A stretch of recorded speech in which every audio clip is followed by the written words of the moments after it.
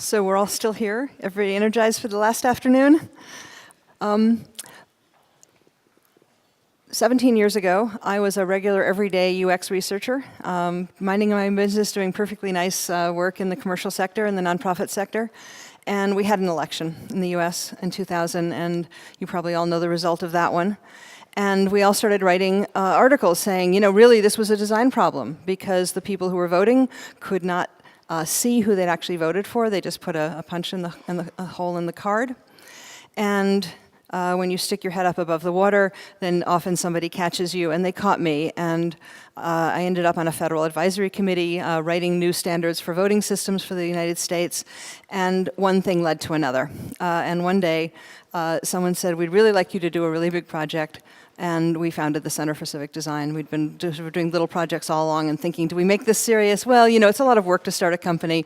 But since 2013, my life has been all about helping make government information, and specifically election information, easier for citizens to understand and use.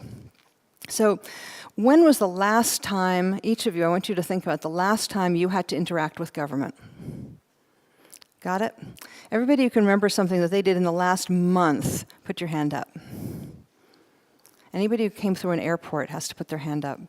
Keep your hands up. No, keep your hands up. Did you understand what was happening as you went through the interaction? If you didn't, put your hand down. Did you have a choice in going through this process? Yeah. Was it convenient? Were you successful in actually getting what you wanted done? Yeah. And was it delightful? Probably not, right? Maybe.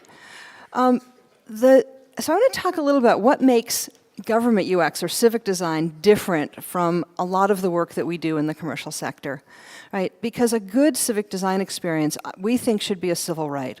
You should have the right to understand when you talk to government, whether you talk to it in person or through the intermediation of an app, you should know what you're saying, you should know what they're asking you to do, and you should be able to complete that process successfully. It doesn't mean you're going to love paying your taxes, but it does mean that you should, at the end of the day, be able to understand how you and your government fit together. It is, after all, your government, right? So I think of civic design as kind of extreme UX, right? It's everything that we do in UX. I mean, all the stuff we do in UX comes into play, but there's three new things, which is thinking about the context of government, the audience, and the policy. So let's talk about those just a little bit, right? How have we missed? We've missed something. Okay, so the context we've just talked about, right? It's usually compulsory, right? It's usually bureaucratic. It's constrained by laws, which makes it awful. It's worse than your regular standardization. But the other thing is that the audience is everyone. You don't get to say, well, we'll make this work for most citizens, right? You actually have to make it work for all citizens. And that means you have to make it work for the people who are the least engaged, right? The least likely to be successful in dealing with that. That means people who might be poor, who might not read well, who might have a disability, who might be new to the country. All of those confounds that make it hard for people to understand what's happening in government all come into play. In the US elections, we have very complicated elections. I'll try not to bore you with too many of the details, but they're very decentralized. Every state runs them differently, right? So you could move 5 miles across a state line and essentially be in a whole new place in terms of how you register to vote, how you go to the polling place to vote, and what your ballot looks like. So we have a kind of microcosm of something like the EU in a way, because you could cross a border here and things change. We have the same thing within the United States. The pictures on the screen are personas from the book. If anybody was in Billy Gregory's talk about sucks yesterday, we made a set of personas to think about how people who are digitally capable but have disabilities interact on the web. That I invite you to use. They're online and they're free to use. The images are free. When we think about policy, we again, are thinking about how to reach everyone. India right now is engaged in setting up a digital ID card for everybody in the country. And that means things like people going out to every single village. There's a wonderful picture from the sort of famous photograph from Afghanistan of donkeys with big crates on hanging on their backs, taking ballots across the mountains. Right? You can't just say it's inconvenient to get there. In the US, there's a post office at the bottom of the Grand Canyon. Right? And donkeys actually take the mail down every day and bring the mail back up because people live there, right? So how are you going to get mail down to them? It's actually too dangerous for helicopters to go up and down. So it means thinking about much more broadly than we usually do or usually have to about our audience, no matter how grand your scheme is. Because Facebook may be the biggest social media in the world, but they can say, well, if you don't feel like being online, you don't have to join us, right? The other thing about the context is that the experiences we design for are not nice experiences, right? They're bureaucratic, right? They're hemmed in by policy and laws and by people who, frankly, are more concerned with getting things legally right than getting things to be a great experience. They're usually unfamiliar, right? How often do you do anything? Do you pay your taxes? How often do you go through the airport? How often do you buy a new house, register a business, right? Every time you do these things, it's often new, especially if it's something that's very volatile in the government and things change. So we don't build up habits around it. We just, every time you come to it sort of new. It's also rights-oriented. Many of the things we do with government, we do because we have a right to do them, right? So if we have a social welfare scheme, and someone is entitled to, say, support if they're out of work, if they don't understand how to get that support, if they don't know where to go or what they need to do or what paperwork they need to bring, if we don't help them do that, then we're denying them their rights, in effect. And it's critical, right? It makes a difference whether you get to vote, whether you get your unemployment benefits, and that makes the whole thing stressful. And it actually makes it stressful on both sides. I think government bureaucrats take a lot of a well-deserved abuse, but some of what isn't deserved about it is that the people they deal with are often the people who are the most stressed, right? So the people who go through the experience with no problem, they've simply done it and they leave the office and that's fine. The people they spend the most time with are the people who are having a difficulty or don't understand it, maybe aren't eligible, don't understand why, and so their entire experience of their audience is often negative. Right? And then they reflect that negativity back on their audience, thereby creating a vicious cycle that makes the whole thing worse. Right? So we know how to fix these things. Right? We know how to use lots of techniques to make things easier on both sides of the desk. So when we think about civic design, we like to think about this as a sort of IA problem. Right? There's the information itself. Is the information itself usable? Right? Who is talking to you? Where are you getting that information? Can you trust that information? This certainly has come out as a huge issue in 2016 and the 2017 election cycle, not just in the US, but across the world. Right? Can we trust that the information we're reading is from a reliable source, that source is accurate, that they're telling us the right information, and what's our experience of actually working with it? And I think this is the place where we connect, right? So when we think about delight, it's not click your heels and yippee sort of delight, right? It's not that level of no one's going to say, great, I paid my taxes. But we can show what we call a balance of small pleasures and consideration. That is, every time something goes a little bit right in the course of a journey, someone has thought about it. Someone has thought, what are the problems that you might encounter, and can I answer that problem? I've given you the information up front.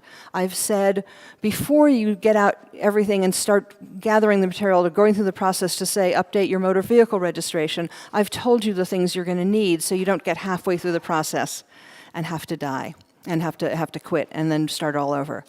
So one of the things that they're doing in voter registration is, imagine you go in and you type in all your information, but then you discover that you don't have the correct identification to be able to complete the process, right? What they used to do was say, well, come into the office. What they do now is they say, listen, all the data you've put in, we have filled that information in for you. And you can download a PDF, and everything's typed in. We've saved your data online, so when the clerks get that data, they have it. And all you have to do is now find the identification you need, put it in an envelope, and mail it back to us. Or you could go back online and restart it. So acknowledging that some people will in fact get to the end of a not hugely lengthy process, but the end of the process, and discover they're missing the last mile. And we can help bridge that last mile. So that's the sort of, when we say consideration. And so the small pleasure is, hey, I didn't just waste 5 minutes typing in all this data. So when you think about what you're going after for delight, down in the lower, the black corner, where you expect something to be unpleasant and bad and a difficult experience, and instead you have a good experience, and you do have that bad experience, then we've met your expectations, right? You expected it to be awful, and it's awful. It's kind of a wash. And if you think it's going to be great, and it's great, that's also kind of a wash. And at a certain point, when we learn to start thinking, this will be easy, right? Remember the first time you tried something, Uber, Airbnb, something like that, and you thought, how is this going to work? And now the second time you know how it works. And now I just expect that I can go into a city, and I can turn on my rideshare app, and I'll be able to get a taxi anywhere. So this is where the other two quadrants come in. When I went to Austin, and they had kicked Uber and Lyft out, and all of a sudden, I didn't know how I was getting to the airport. That's the bottom corner. Those are expectations dashed, where I have a high expectation that has been broken by something that happened. And the other corner is where I have a low expectation, and we've exceeded that expectation. Right now, government UX is usually so bad that living in the blue corner is often easy to do, and it's a huge win. And I think one of the things that happens is we've worked with government offices is that when they see a little win and they see people react to it, they want to do more. Because people do not usually pick up the phone or pick up their email and call the government office to say how great that voter guide was, right? So when someone does that, that's a huge win for them, and it motivates them to do more. So now we've created a positive cycle, and we've begun to get people to think more and more about how to make things really work better. So thinking about where you're starting in this matrix and how you're going to get to where you're going to end up. I mean, how you're going to get up to that pleasant surprise. And then maybe moving from the pleasant surprise to the moment when high expectations are simply met over and over and over again. Dean Logan, who's the county clerk for Los Angeles County, largest county, it's a 5 million person county. Actually, 5 million voters, 7 million people. So it's larger than some countries. Had a perfect example of this. Registering a new business in LA used to take 3 weeks. I have no idea why it took 3 weeks. It took 3 weeks. It took 2 trips to the office in 3 weeks. Using good technology, using good design, they reduced that to 3 days and 1 trip. Right? So that's a win, right? It means that you can have a business idea on Monday and be in business by Thursday, right? And not weeks later and not way out in the country.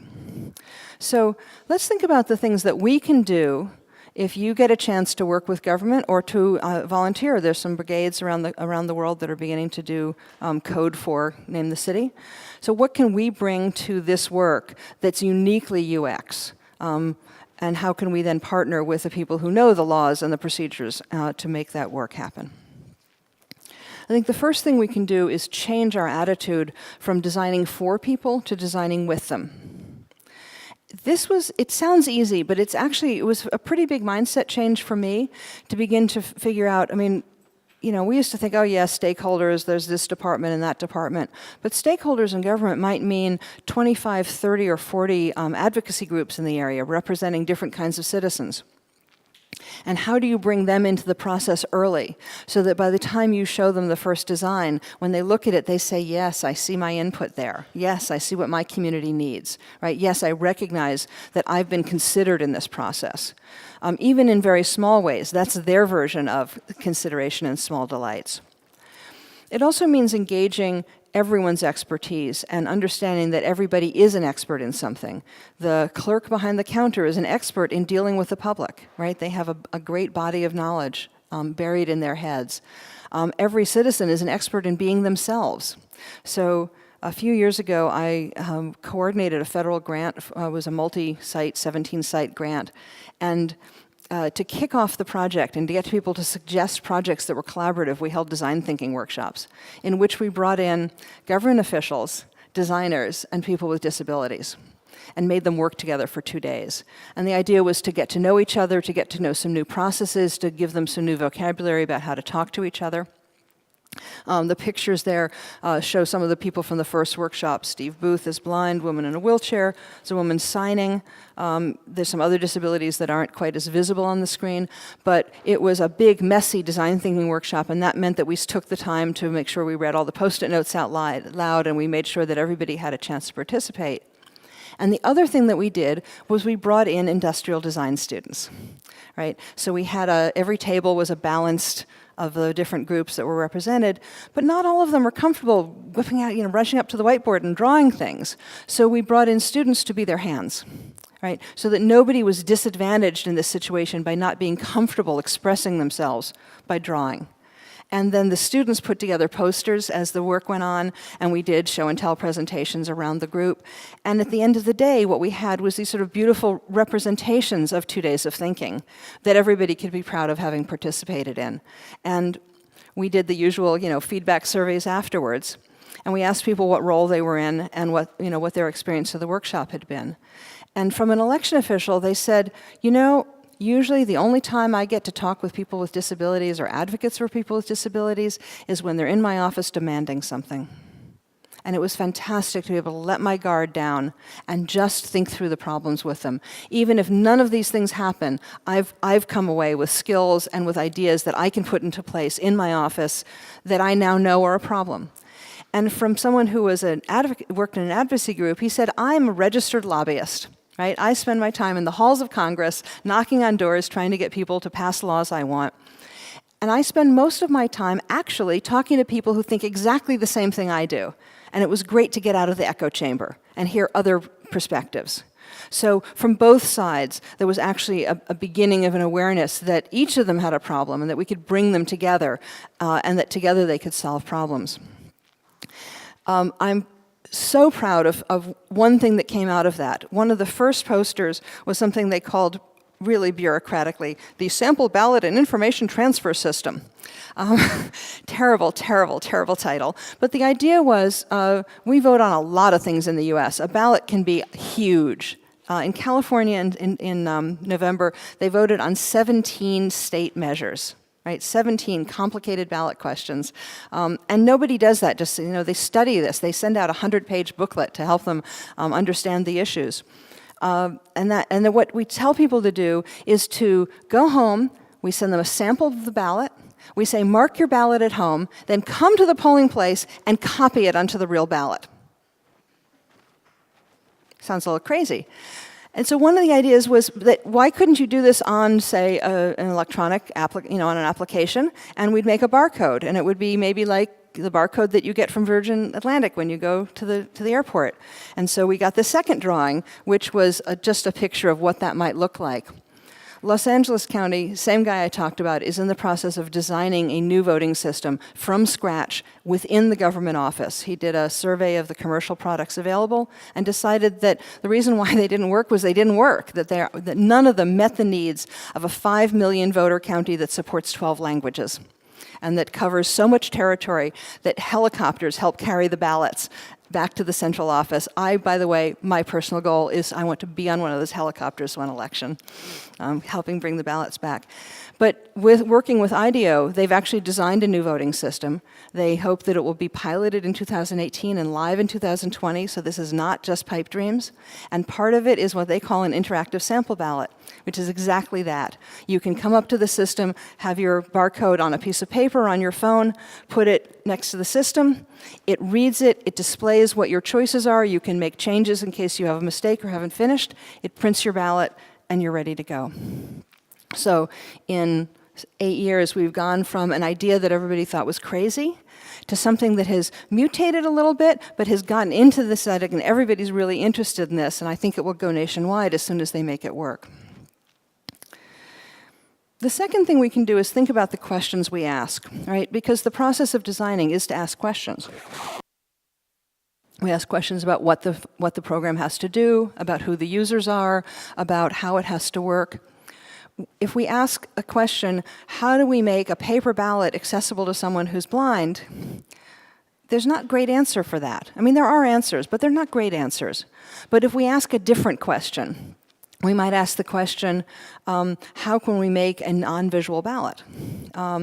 The picture on the screen is of a Kindle, a Kindle 1 or 2, I think, that's been broken apart by a DIY engineer because his sister had very poor motor control in her hands, but she loved reading, and she needed something to hold the Kindle up, and she needed big buttons to be able to turn the pages. So, of course, he broke open the back of it, made a new circuit, wired the whole thing up. But why should he have to do that? Right? Why shouldn't there be a way to attach that, your iPad or your Kindle or whatever your device is, to a stand that's a stand that works for you, to buttons that are big enough for you to use, for things that if you drop it, it won't break? And it turns out that there's a whole industry in the assistive technology world that makes one-offs of those things, sort of add-on products that you can, cases you can put in. So if you have a small child, you can have a crash-proof case for it. But why isn't that part of the product itself? How many of you have a shattered screen on your phone or have in your life? Right? Why are they so delicate? I mean, how do we think we're not going to drop them, right? Why aren't the screens easy to replace? Because we know it's going to happen, right? Why don't we design for that by asking the question not how can we make a tiny little phone, but how can we make a tiny little phone that will survive the rigors of modern life? Right? Or we could ask the question, how many different kinds of ways might someone want to interact with this? People with extreme disabilities may only be able to use a yes-no switch. So a team of researchers designed an interface in which you could go through the entire experience simply asking yes-no questions. And then they layered on top of that a visual interface so that you could jump around. And what we ended up with is something that it is in some ways indistinguishable from the design we might have started with, except that underneath it is this strong support for the two-button interface. Right? And so now it's integrated into the design as opposed to added on top in an imperfect way. And all of that tends to challenge our thinking. It tends to ask a question that maybe we think wouldn't work at all. I was amazed when Dean picked up the idea of the interactive sample ballot. It was one of my favorite ideas, and I thought, this is just not going to happen. But Dean pointed out that while we don't want to vote over the internet for so many reasons, there's all kinds of ways technology can help, and that's true of many things, but especially in the anonymous world of voting, which is an extreme constraint. We can create a situation in which we can take all the technology and we can wrap it around that process. So we can use it for things like, if I voted by mail, was my ballot received, right? Can I know that my ballot came back in and was counted? Can I know that the office is processing my application in those 2 days before the result comes out? So how can we use technology where technology is appropriate to make government transparent, to not have to get on the phone and ask those questions, simply to be able to do it? One of our grantees, the University of Maryland, now has a system where I can see when my check is arriving, right? What a lovely thing, because the time from when we submit the grant proposal to when that check is going to come out is very variable. We have no idea. It used to be we'd sort of put it in and sometime later money would appear at the other end with no idea, no one to call and no one to ask. And now I know, right? So being able to just know things is one, so why can't we? And so once you ask the question, well, if the clerk can look up this information, why can't a citizen look up the information? You're beginning to challenge how do we use this data and what can we do with it to make people feel that government is responsive to them. And in fact, to have it be responsive to them. When we worked on a project that we called the Anywhere Ballot, and the challenge that we took on for this ballot was, could we design a ballot that would be clear and usable by people with cognitive disabilities and who didn't read well? And when we got done with it, we learned an awful lot of things. But when we got done, we started presenting about it. Actually, many of the vendors have picked up some of the design elements. But we were at a conference and someone said, I don't see what's so special about that ballot. That design is just what any good designer would do. And we said, yep, that's right. But we hadn't had good designers do it. What we'd had was fairly bureaucratic engineers.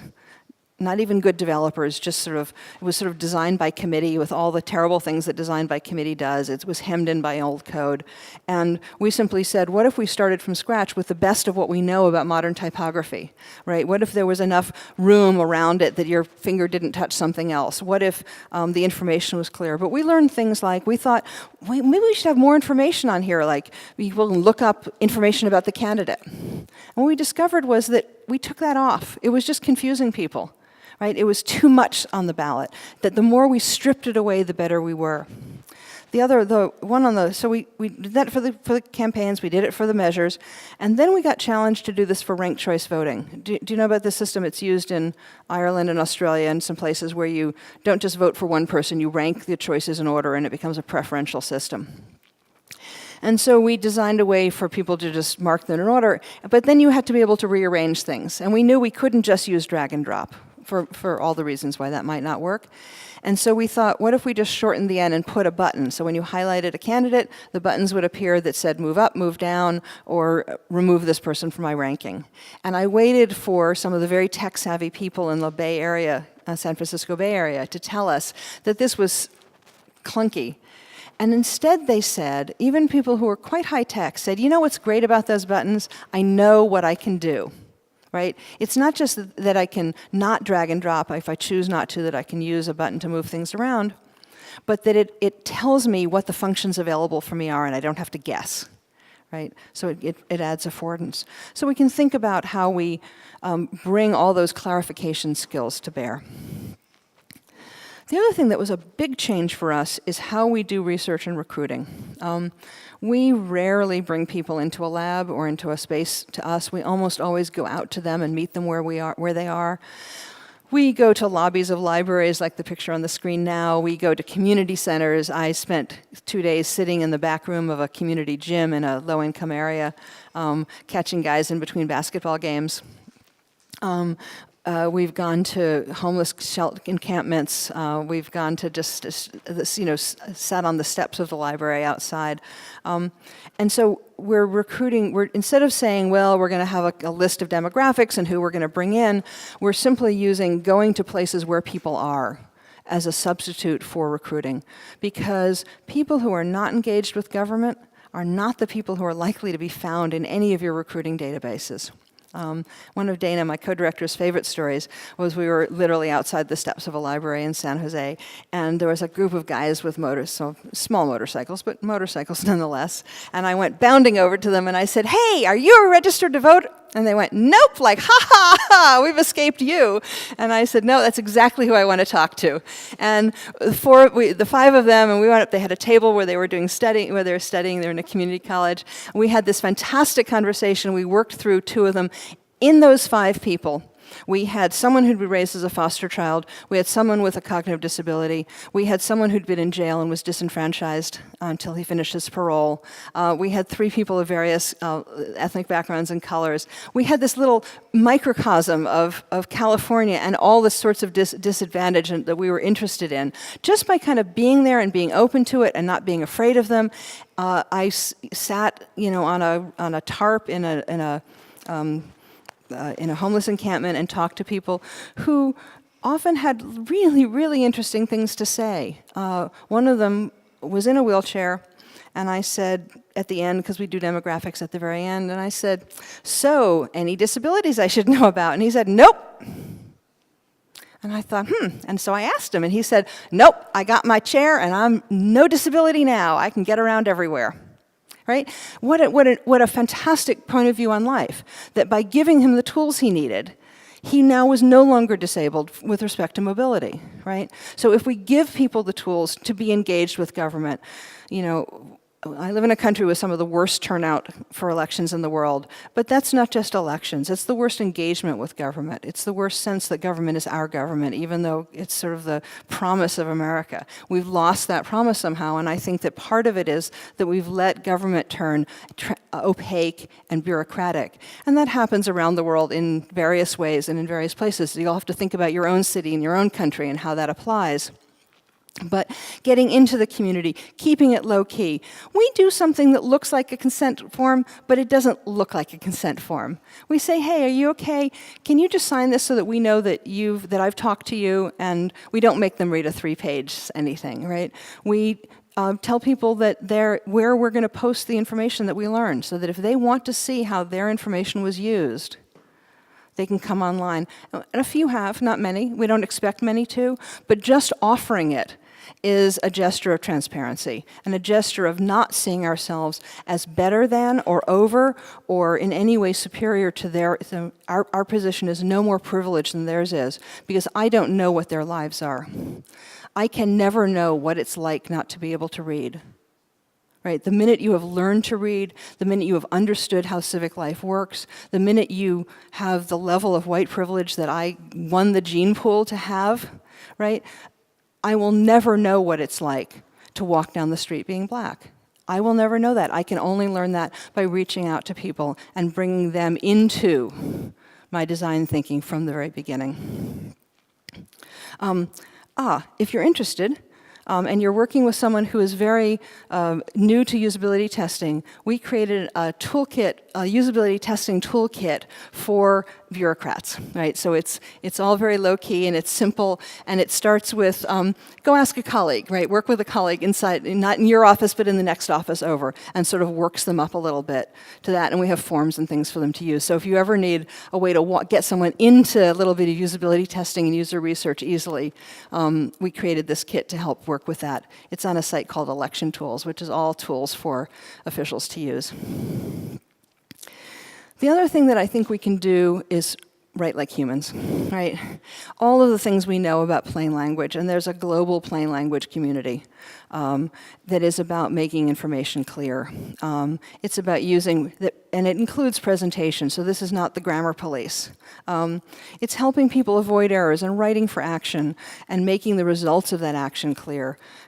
Often the real problem isn't knowing what button to press, but knowing what will happen when you press that button. When are you committing? And the reason this is important is this graph on the side. This is US data, but I have seen similar data from several other countries, so it's not just our crummy school system. We get the same sorts of numbers in Canada, the same sorts of numbers in the UK. This is from the National Assessment of Adult Literacy. So this is a survey of adults who can read. And what you see is that at the top, there's 13% who are proficient readers. That's all of us. Right? That is people who are used to and able to and proficient at extracting information from the written word. This is not about intelligence, it's about how you absorb information. Then there's this big 44% that's kind of the bulk of the rest of the world, but 43% read at basic or below basic levels. That means simple grammatical structures, it means active words, it means using common words and not using the big Latinate or whatever the equivalent is in Polish or German. And that's half of your audience, almost, right? Close to half. And that number just brought me up short when I learned it, because it's not about 8th grade reading level. It's about writing in ways that are direct and that emulate speech in some ways and that help people take action. Speech is built into our brains, right? We put 2 children on a desert island. If they survive, they will learn how to communicate. So communication is innate. But reading is not. Reading forms new pathways in the brain. So to learn to read is to change your brain, right? So it's not about intelligence. It's not about vocabulary. It's about absorbing things from the written word. And when you're absorbing things that are hard, that are procedural, that are a little stressful and a little scary, so your brain isn't even working at full capacity, it makes it even harder. Again, California, just because we can talk about that. They have a wonderful voter bill of rights. It's actually a really good set of rights, and it's actually in law. I don't know if you have these things in Europe, but in almost every government office, there's this sign on the door that says, "Our clients have the right to be treated respectfully," and things like that. And I just thought, yeah, big deal, right?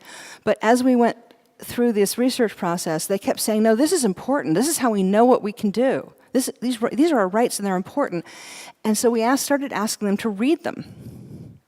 And we discovered that they while they thought they were important and they knew that the information that they needed was locked in there, it was actually quite hard to read.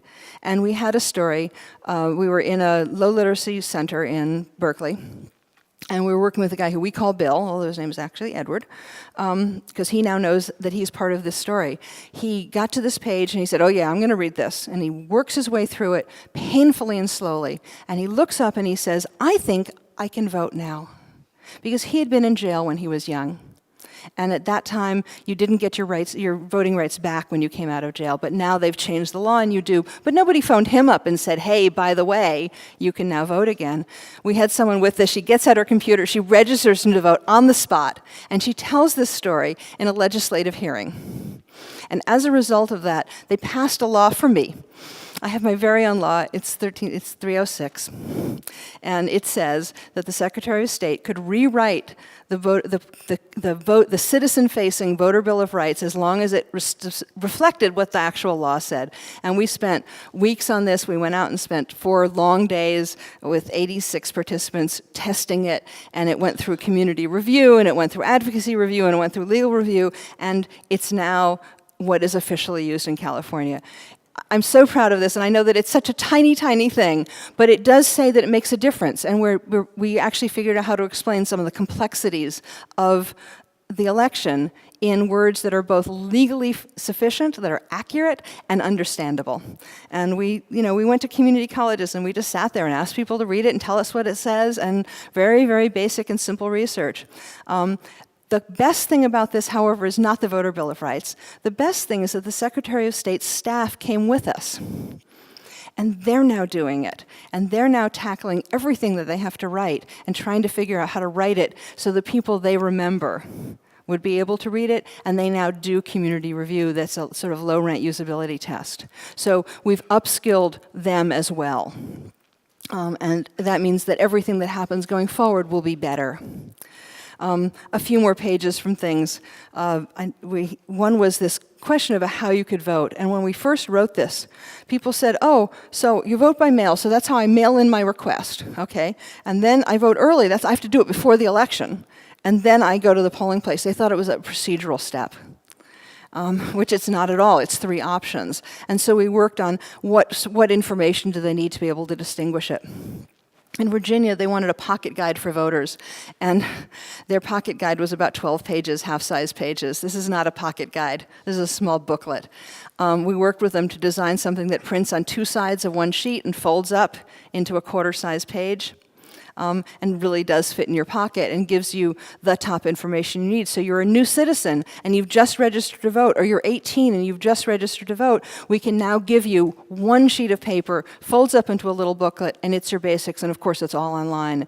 And they use it as the basis for their Get Out the Vote campaign from the state. And the last one to show is that information about ballot measures. This is laws that citizens are voting on, and they usually look like the thing on the right. Oh, yeah, it's your right, your left. It's legal text. I mean, what can we say? It's legal text, right? And so we said, well, we can't change it. We weren't allowed to change the words. We weren't allowed to change the order of the information. We weren't allowed to change the font size. So we said, okay, we're going to make a new page, right? And that page is going to have a summary. It'll have actually the language on the ballot. It will have the legal assessment of what voting yes and voting no means, and we'll have the list of the people who have registered to express an opinion about whether it should be passed or not. And it turned out that this was just enough to help people sort of get a handle on what it was so they could then start to read the rest of it, or maybe just get what they needed out of this. We think the design is lovely, I mean, in a bureaucratic sort of simple way, but for us, the proof of the pudding was that counties actually adopted it. Now, to adopt this layout meant that they added a page to their book, which doesn't sound very like a big deal, but when you have 1 million voters and you're mailing out 1 million books, 1 extra page adds up, right? Every page really counts. They could tell me to the penny how much that extra page was going to cost, especially if it made the book just heavy enough to be in the next postal class. Right? So in this case, we couldn't change I mean, I wish that I could teach every legislator how to write in clear language, but I can't yet. That's my goal. But we can give people an entryway that'll help them get just enough information to take those first few steps. And we saw people actually be willing to read more information with this page than they were willing to read without it. And that, to me, was the victory. So, in the last few minutes, let's come back to this question I started with, which is, can we make paying taxes delightful? Well, no. I mean, you know, it's my money, I'm paying taxes, that will never be delightful, right? But we can make the process more delightful or less awful. The Australian Tax Office has started running a series of apps so that you can go online, and instead of having to get your own paperwork out and add up, you know, all your paychecks and everything, and they can go online and they can tell you this is what's been declared for you, right? If you think it's right, you're done, right? And you just transfer that number and you're finished. Japan, I understand from articles that basically you don't do anything. They simply send you a document and says, here's what we know about you and here's what we think you owe. In the UK, if you're a basic, you know, just a basic citizen, they have what they call pay as you earn. So at the most basic level, you don't file any taxes at all. It simply comes out of your paycheck every paycheck, and at the end of the year, you have paid what you need. We do the same thing, but we still have to go through and gather all the data and file something, right? So this is a place where government big data kind of comes together. We don't want them to just say, this is what you owe and you don't get to say anything, right? Because they do make mistakes. And there are extenuating circumstances. But why can't we use the data that government has to make the process of interacting with government easier? Why can't we use digital tools to make the process of interacting with government easier? You know, so the things we can do, right? We can design with people, and that includes all of the stakeholders, not just users, but the administrative users as well as the citizen users. We can think about what makes the process clear and what makes it meaningful. We can use technology in the things that technology does well, right? There was a group that was doing an app to help people who are involved in a court case, especially a petty crime case, know when to show up at court. And they were all ready to do an iPhone app when someone said, no, it had to be an SMS app. It's a text messaging app, because who is involved in court cases at that low level and doesn't have a lawyer? Right? It's people who don't have much money, and they probably did not pay $600 for an iPhone. They probably have your basic feature phone, and text messaging is free. Right? You're not taking their data. So we can also think about supporting the whole journey. Right? It's not just about getting their body into court or getting the person to the polling place. It's about getting them to court or the polling place with the information they need, understanding their options, knowing how to navigate, knowing all the things that middle-class people know just because it's in the air. We can anticipate and remove barriers, but we can also make the official apps the best apps. Right? There's tools to, I mean, in the euro, the bills themselves are accessible. They're actually tactily differentiable. But there's also apps where you can hold it under your phone, and it will tell you what that bill is, really from pretty much any world currency. When the U.S. Treasury heard this, they actually made their own app. So it's a free app. There's a commercial one. It's got a few more bells and whistles. But they said, this is a good idea. They were actually in a court case around inaccessible paper money. And they said, we're going to make our own app, because then when someone says, that told me that $1 was that $10 bill was a $1 bill, we're in charge of that. So it's official information. And if it goes wrong, it's sort of on them and not on some poor app developer. So we can think about what things ought to come from the government and what things ought to use government data. One last story, which is that the Google Information Project, I don't know how active they are outside of the US, but inside the US, they have been working with all of the states to take all of their election data, normalize it into a huge database, and then give it back to them, cleaned and normalized, so that now anybody using the Google API has access to the same clean data that the election department is putting out. So we were doing this diary study with voters around the election, and they kept saying, oh yeah, I Googled that information. And we didn't really think about it very hard. We thought they meant I went and searched and I found a site and I went to the site. But I asked one of them to show me something. And what happened was they Googled, where can I vote, or where's my polling place? And on the Google search results form, they had one of those cards that had additional information that gave them the answer, and it gave them the link to the place where they got the answer. Right? So now we have this blending of the things that Google can do well and the things that official apps can do well. That's about all I have. We have created a set of things we call field guides. They are designed to help officials get better at design, and we decided that they had to be accessible and cute and things. So we have these 10 books that are 10 tips on different design topics. If anybody works in government, I have a couple with me, or anybody wants to see them, you can come see them.